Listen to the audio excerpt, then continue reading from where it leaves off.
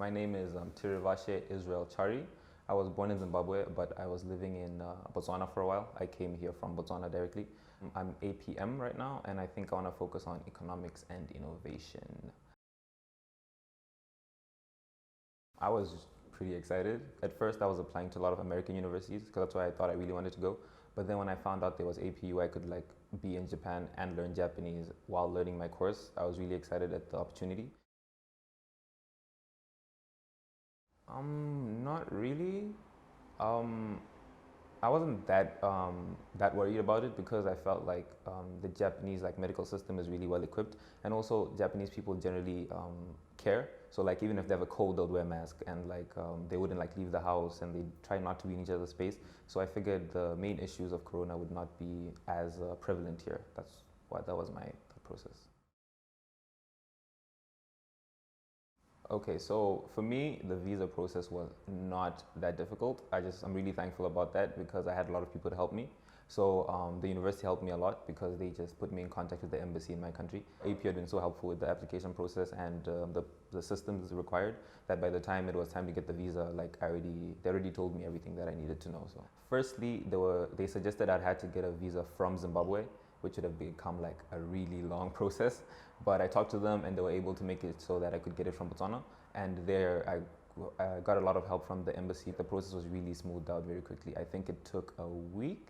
I think it took a week. Yes, I did. It takes 2 days, 3 days for results. It took 3 days for results.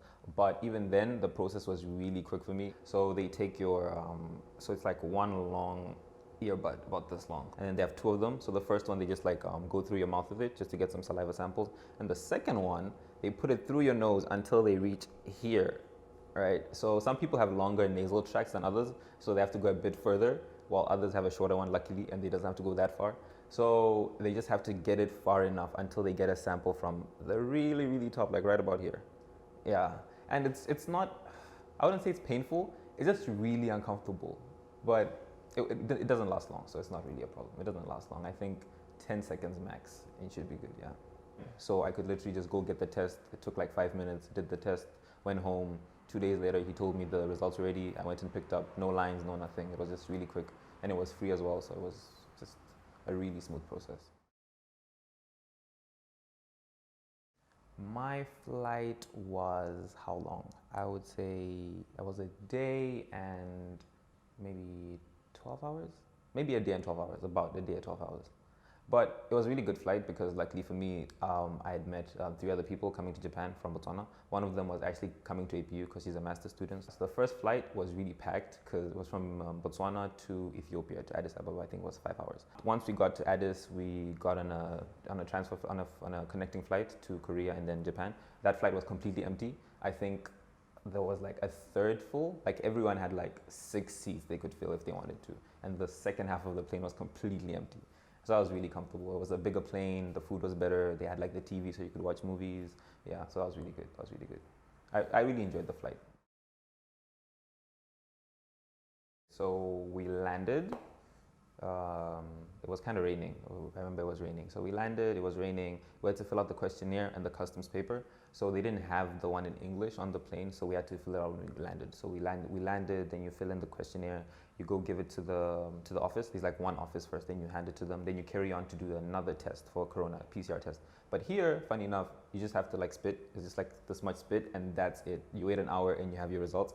So they make you wait, and there's a room where people wait for the results. So you came in one at a time, so 45 minutes each person, and then they call you when your results are done. Your results are done, they give you a slip of paper. It's a red piece of paper that says you did not have the virus, and hence you can travel out of the airport. So you give it when you need a shuttle bus to go to the hotel. So after that, that's when you go to immigration, and it's a long walk. It's a long, long walk. And then after that, you wait, I think, 10 minutes. And after the 10 minutes, they give you the residence card and a couple of things you need to fill out just to make sure that you know not to lose it, not to give it to anyone, and keep it safe, etc., etc. And then we're going to collect the luggage. Then they ask you if you have anything illegal, things you're not supposed to bring in the country. Because I brought some meat, because Botswana is very famous for biltong. So it's beef jerky, yeah. So they're really famous for, so I brought quite a bit of it, so I had to leave it at the, that was kind of sad.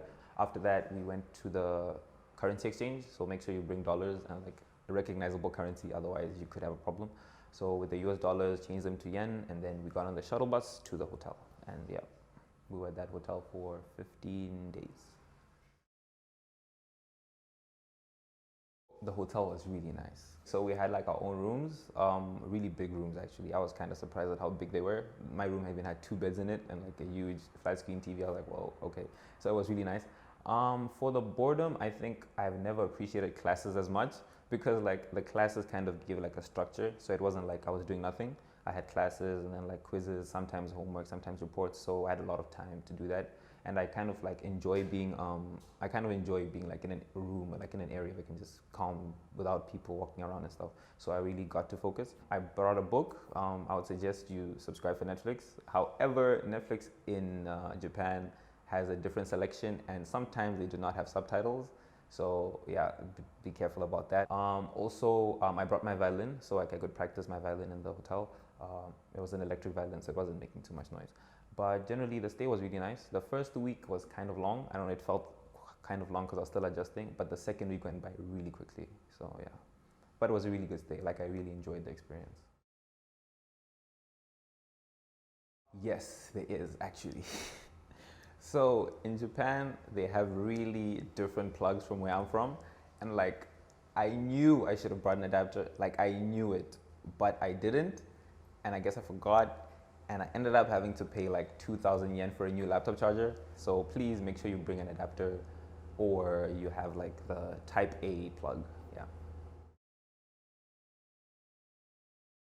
So we had to leave really early in the morning. So the day before it packed and then got on the plane, um, flew with Jetstar, I think. Jetstar, yeah. It was like a really nice flight for how much we were paying for it.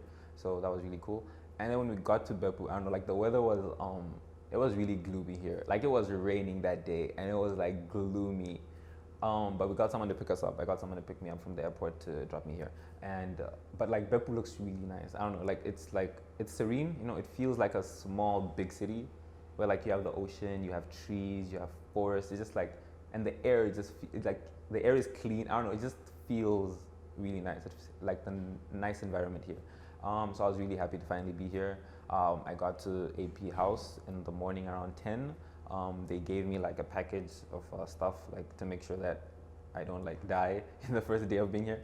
So that was pretty cool. And then I got to my room, which was really nice actually, really, really nice. I was kind of surprised considering dormitories. I always thought it would be a bit rougher, but it was really nice. There's space, there's like a table, they have internet connection like per room, which is really convenient. And yeah. It feels like you're at school now, like I'm like at school. So yeah. So in AP House, so right now there aren't many like international students. So at the moment it's mainly Japanese people, but it's really cool because they kind of really want to like learn English and they want to interact with you and they want to learn different cultures. So that's really encouraging. So you don't feel like outside, you don't feel like you're outside of the Japanese group. So it's been really cool because my floor mates are really cool. Like we cook together, we watch TV sometimes.